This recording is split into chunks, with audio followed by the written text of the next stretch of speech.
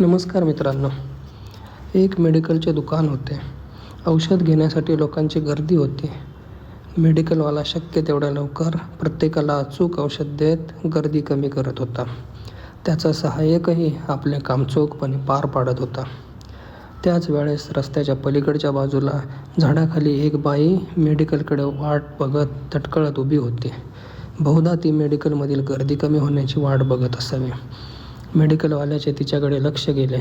तिची अस्वस्थता पाहून त्याने काही वेळ सहाय्यकाला दुकानाकडे लक्ष दे असे सांगून आजीकडे धाव घेतली. आजीने त्याला पाहिले. तिला खुशाली वाटली. आजीच्या राहणीमानावरून ती मध्यमवर्गीय कुटुंबातली वाटत होती. मेडिकलवाल्याने तिला कोणते औषध हवे असे विचारले. आजीच्या डोळ्यातून पाणी येऊ लागले. मेडिकलवाला म्हणाला, "काय झाले आजी? औषध घ्यायला पैसे नाही का?" आजी म्हणाली, "पैसे आहेत, पण मला हवे असलेले औषध तुझ्याकडे आहे का?" मेडिकलवाला गोंधळला. त्याने आजीकडे औषधाचा कागद मागितला. तो आजीकडे नव्हता. आजी म्हणाली, "लेका, माझा मुलगा तुझ्याच वयाचा असेल. तो बायको मुलांना घेऊन दूर राहतो. दर सुट्टीत मला भेटायला येतो. पण गेली काही वर्षे तो भेटायला तर येत नाहीच, वरून न येण्याची कारणे चिठ्ठीत लिहून पाठवतो. म्हणून मला एकच औषध हवे आहे. मला मूल आहे हे विसरण्याचे. आहे का तुझ्याकडे तसे औषध?"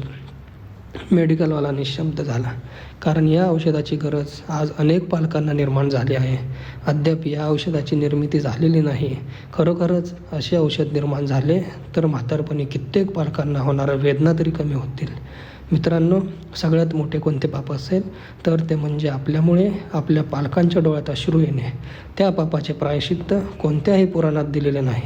म्हणून हे पाप आपल्या हातून घडणार नाही याची अवश्य काळजी